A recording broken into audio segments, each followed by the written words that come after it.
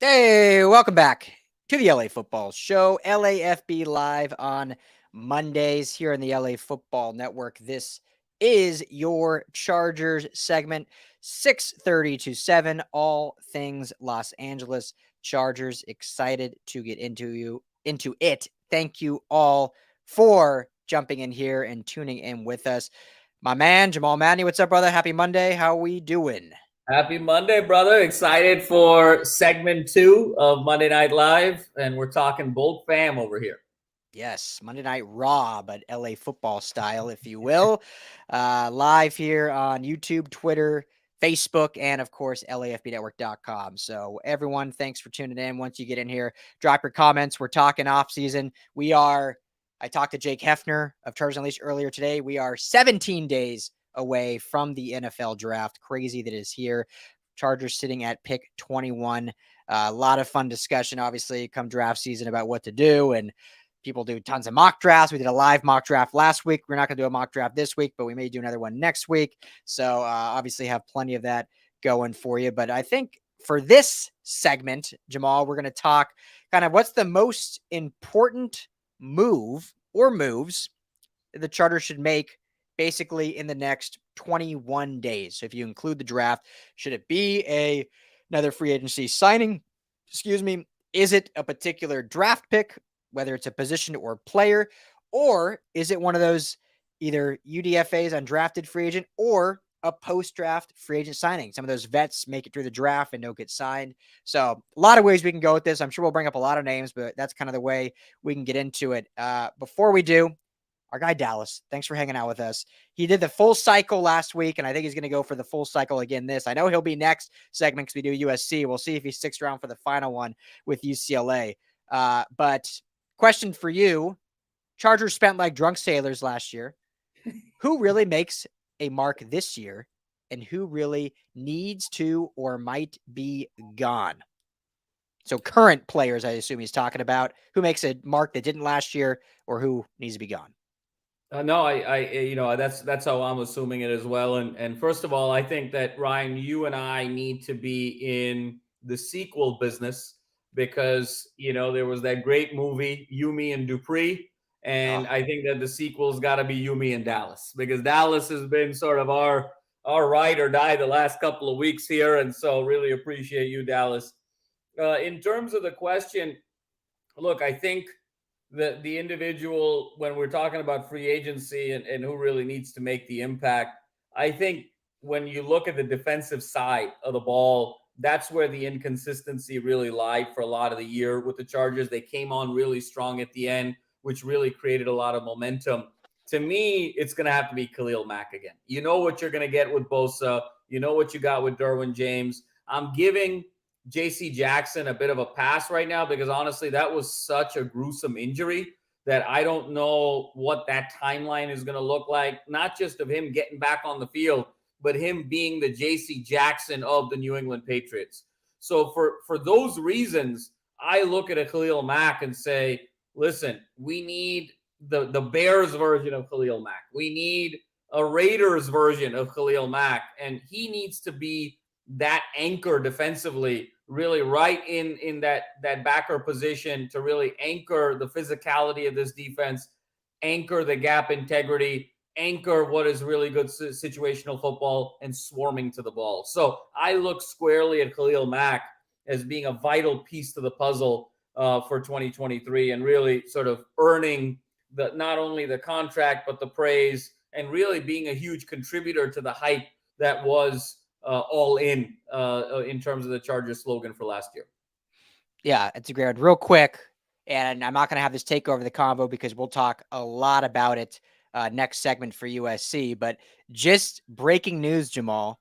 Yeah. Cliff Kingsbury hired by USC Trojans as a senior offensive assistant. Oh, buddy. Well, we know So, what we're going to be talking about at the top of the hour. yes. So just had to say it as it just came through breaking. Cliff Kingsbury joining USC. He will be in LA. So well, yeah, if you're Dallas will be there for sure. So we'll see you at the top of the hour as we get into that, and what that means. But in terms of past free agent side, I completely agree with you.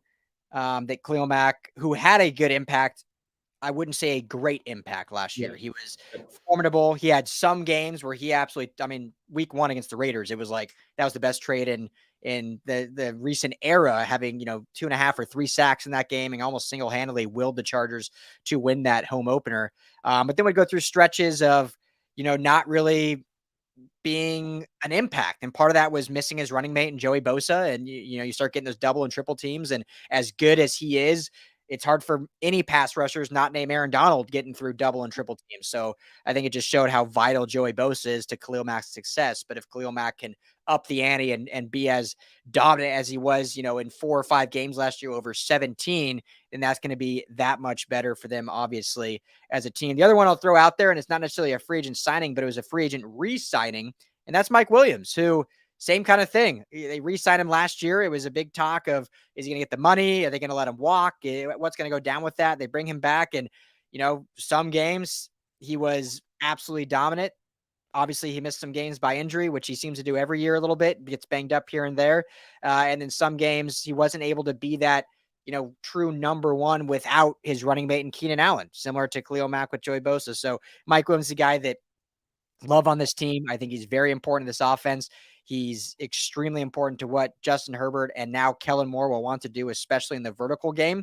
But he's a guy that through his career thus far has been fairly reliant on who else is on the field with him in terms of if he's dominant or if he's just another big body guy that can go up and catch a few balls here and there. So if he can kind of elevate his game to that next level, which, at this point in his career, we've probably seen what we're going to get from Mike Williams, which is still very good. I'm not trying to downplay the guy. He's still very, very good, top 15, top 20 receiver probably in football. But if he can find that next gear, then that's another signing. And the last one I'll say, and then we'll get to the current free agency is we've talked about him a lot because I think he just fits so well as Gerald Everett, who was signed last year.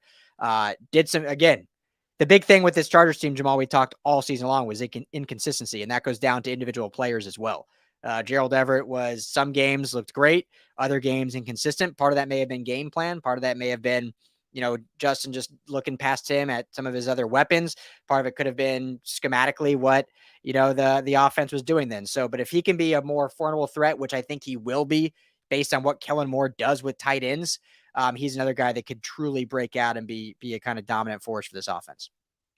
No, I agree with you, Ryan. And I think what's going to be interesting to me is if they go in the direction of the draft that I think they will, and I think that they should, I actually see Gerald Everett as being some nice trade bait, because I think that there's sort of an opportunity to sort of round out your roster in a way that is more, let's call it Kellen more conducive by having, getting some value for Gerald Everett or seeing what you can do there. So I agree with you. I think all of those guys a little bit inconsistent, and I think one guy really needs to separate, right? We know that Keenan Allen is wide receiver 1, but can he stay healthy?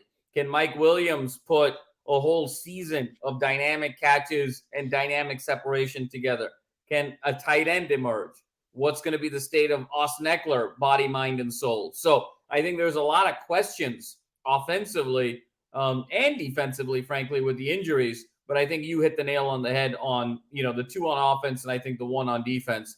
And truth be told, I think if the Chargers go 3 for 3 in terms of all 3 of those guys reaching their potential, this absolutely is a team that is going to be in the Final Four of the AFC and really wanting more and being on the cusp of something special as soon as this season. Yep. Yeah, I totally agree. So, all right, looking now at the current offseason we are in, still some names out there. Kyle Van Noy, obviously, who played with the Chargers and came on very strong at the end. A guy that's still a free agent and potential, could be back with the Chargers. You look at some of the other vet names out there, whether it's, I think the Chargers have done a good enough job this offseason where they don't have any like drastic needs. Obviously, there's some depth things, or maybe just adding talent on certain things, or obviously all fans want a speed receiver. I know everyone would see that as a drastic need. I don't believe it is a drastic need. I think it's a nice to have, and it would obviously benefit the team and benefit the offense, but it's not like this team's going to be a 5-win difference without that. But when you look at all these things looking into you, what would be the most important next move? Is it a free agent guy? Is it just strictly in the draft? What are you kind of envisioning there? And then I'll jump in as well, obviously. Ryan, for me, it's in the draft. And for me, it's what you do at 21.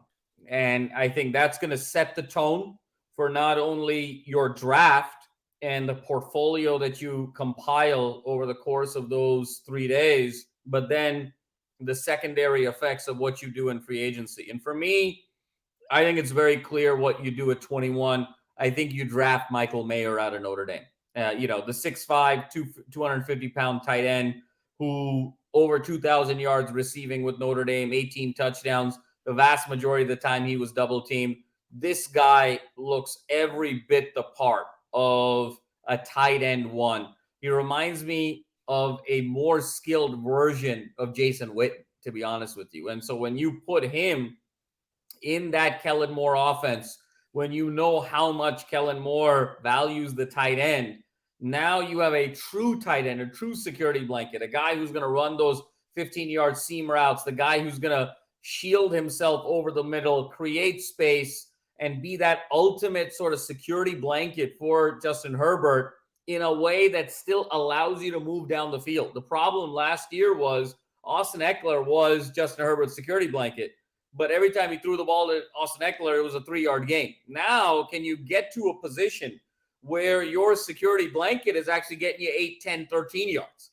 And so that becomes now, the baseline for, an extended play, a broken play, and what have you. And when I just look at what Kellen Moore has done with tight ends, to me, it's Michael Mayer. And if for any reason he's off the board, I think you got to look at Dalton Kincaid. I think the problem, and Dalton Kincaid, we know this painfully, shredded USC last year for the tune of 239 yards receiving and 18 receptions en route to that Utah beating USC in Salt Lake.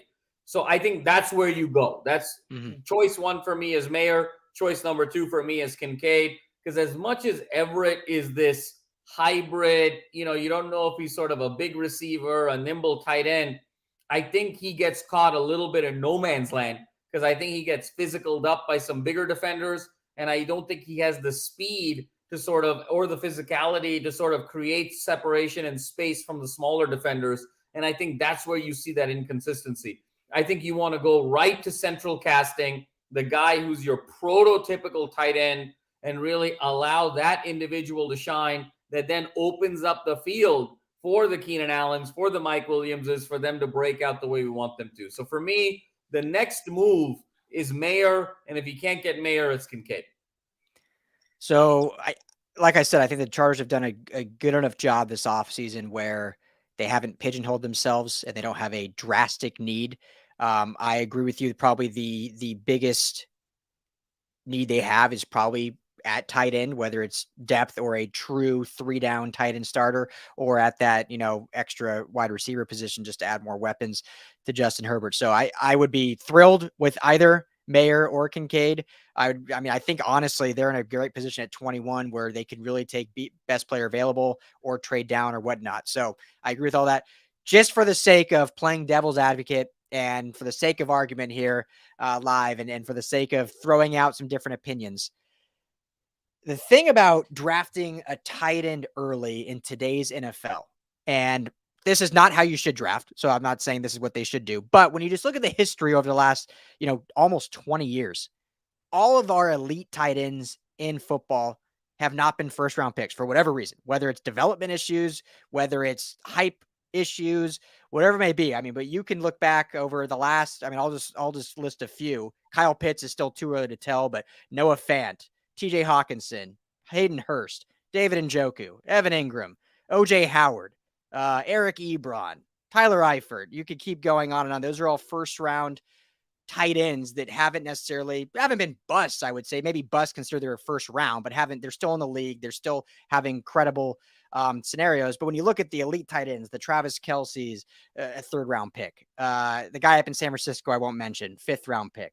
All these other tight ends, even Gronk, I believe, was like a 4th round pick, or if I'm not mistaken. So for whatever reason, I can't put my finger on it. I haven't done enough research to understand why. But if we want to play devil's advocate, you could look at that and say, well, 20 years of history shows us first round pick doesn't live up to that elite tight end status.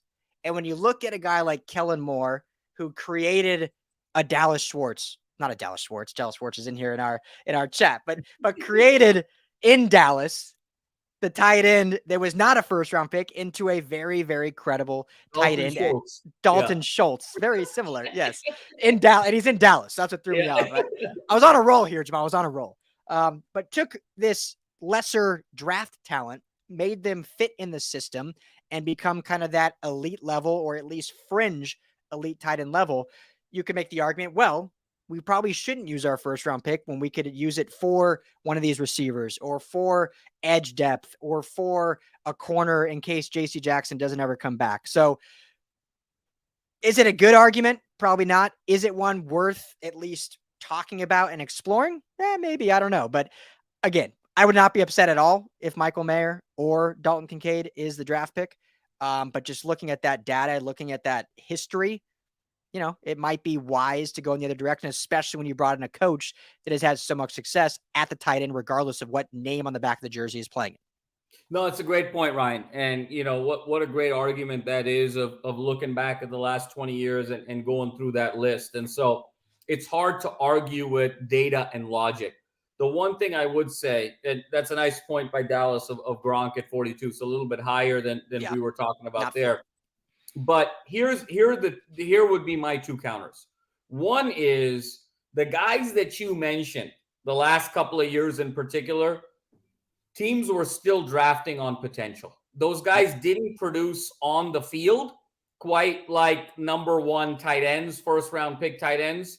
Everyone just fell in love with the measurables and what they could be.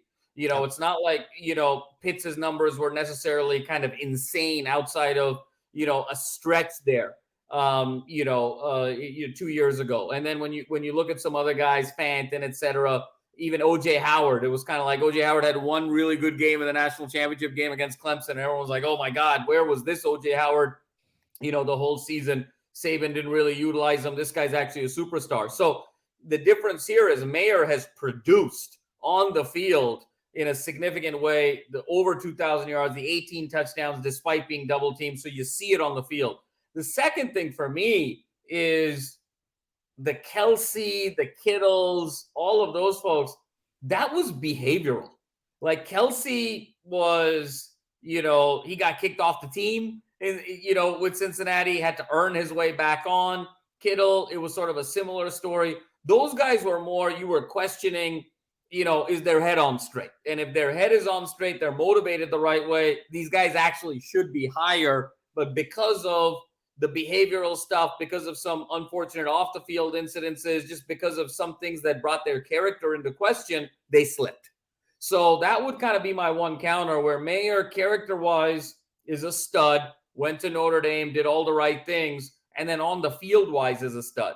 And so when you have that, and you're also in a position where you bring in a top 3, top 5 offensive mind, you're in a Justin Herbert contract year, let's give him everything that he wants, and let's not take anything to chance.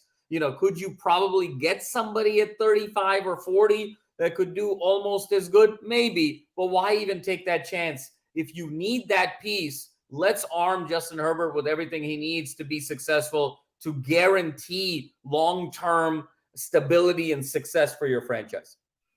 And two additional, not counterpoints, but agreeing points is, A, seeing what Kellen Moore was able to do with Dallas Schwartz. I'm just kidding. Dalton Schultz. Seeing what he was able to do with that caliber of player, then you can make the argument, imagine what he can do with the caliber of player of Michael Mayer, Dalton Kincaid, having that extra talent. You see all the time of, wow, look what this coach did with this quarterback. Now look what he did with this quarterback. And that doesn't always translate, but sometimes it does. So that's 1. 2, this tight end class, as has been widely talked about and reported, is arguably the best tight end class we've seen in a decade from top to bottom. And still, these two guys are in a league of their own versus the 3 and below them. And the depth is great. So if the Chargers decide not to do tight end at 21, they can still get a very, very solid tight end later in the draft, whether it's a second or third round. But these two have elevated ahead. And I can't remember as much hype around two tight ends. The last one I can remember around would be, I think it was 2019, when it was TJ Hawkinson and Noah Fant, both coming out of Iowa. And I wonder, Jamal, because let's be real, scouts are not GMs. Scouting is an entry-level job in the NFL for the most part. I mean, there's a lot of scouts that have very little experience, and it could be me and you being the scout. You fall in love with a guy, and that's your guy, and you're not going to bend one way or another, and all you're doing is telling your team, your GM, hey, this is who I like. Now it's your decision. So as I'm not knocking scouts, but everyone thinks scouts are the end-all be-all. Like a lot of scouts, it's an entry-level job in a lot of ways. I'm wondering a lot of that hype around Hawkinson and Noah Fant was based on what George Kittle did before him. Everyone's like, wow, look at what Iowa produced in George Kittle. He fell to the 5th. Now there's two guys that have similar physical profile. TJ Hawkinson was more the full 3-down tight end. Noah Fant was more the speed, athletic freak tight end. They had two of them, both produced. Imagine what they can do if George Kittle slipped. These guys can't go out of the first round. They both go 8 and 20, I think, respectively. So I wonder if that was a little bit going on. That's all just speculation. Who knows? But I think this is a very different scenario where, as you alluded to, Dalton Kincaid and Michael Mayer both had tremendous production, can play every down, battled through injuries, battled through different quarterbacks. I know Dalton Kincaid played almost his whole career with Cam Rising, but Cam Rising didn't start in the beginning, got injured some, had to go up and down. He was always the go-to guy no matter what. Defenses couldn't stop him when they knew he was the go-to guy. Same with Michael Mayer, getting that USC game. And the USC won, obviously, but everyone knew the only one getting the ball in that game was Michael Mayer, and he's still, over 100 yards and whatnot. So we'll see. I think it's a fair position for sure if it's those two in the first. Yeah, Ryan. And I think, again, the point with Mayer is it's not like he had an elite quarterback either. Drew Payne is a fine quarterback, but not someone you would consider an elite college quarterback or an elite NFL prospect. Still found a way to clean up. And then, of course, in the case of Kincaid, now why I have Mayer significantly as 1 and Kincaid as 2 is, Kincaid also had Keithy, and Utah had kind of that 2 tight end set. But then even with Keithy getting hurt, Kincaid had the 239 against SC and really sort of carried that team. So again, just the production on the field for me is significant. And you put those guys in there, in a Kellen Moore system, and then maybe you pick up a Zeke Elliott on the cheap here in free agency. You've got your 2 backs with Ekeler and Zeke potentially, and now you've got your tight end, you got your receivers. Now you're starting to look like a Kellen Moore offense and really put some things together with a significant upgrade. Because I don't think anyone can argue the difference between Dak Prescott and Justin Herbert is a rather significant one. You could probably drive, a truck through that gap and be very, very comfortable in terms of talent discrepancy, upside, and the ability to carry a team to the next level. Yeah, absolutely. So, well, before we wrap up, we'll run out of time here before we jump over and do our USC Trojans segment. But wanted to throw one more free agent at you because we didn't talk about that, about potential signings, and we brought him up briefly in the Rams segment earlier. Leonard Floyd still sitting out there as a free agent. His best career as an NFL player was with Brandon Staley as the defensive coordinator, as were many players in that Rams system. I think Brandon Staley got a lot of those defenders paid in that 2020 year when he was there, and a lot of them have joined him with the Chargers, much to the chagrin of Rams fans, but much to the delight of Chargers fans because they've done very well, I think. He's another guy that coming off, he was going to be owed, I think, $16 million by the Rams. Obviously, he was cut. I would argue, without doing a ton of research right now, that he's looking at a $5 to $7 million per year kind of contract, not crazy expensive.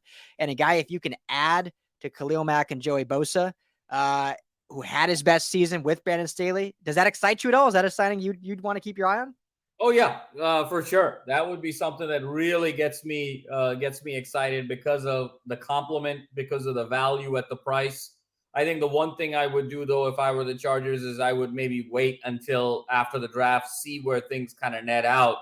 But I think that should be sort of on the top of my list. And to your earlier point, if I know I kind of have that plan B, it really makes you weigh, especially in the later rounds, what is the value that I'm getting at pass rush, and can I beat that potential offering there down the line? So I really love that. And I think that's kind of how teams need to play the chess game a little bit of, how does the draft enable free agency? How does the free agency enable the draft, and really make them as complementary talent pipelines?